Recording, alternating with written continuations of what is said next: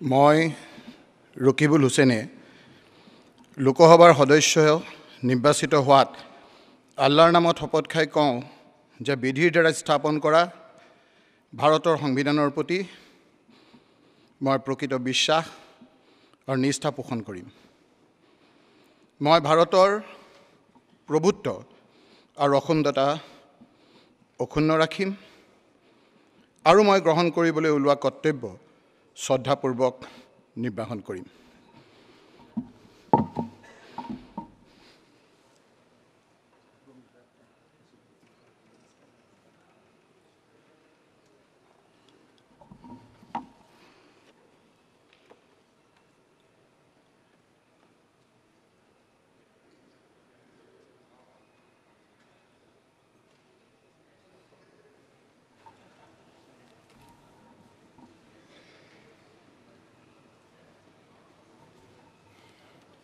Shri Phanibhushan Choudhury.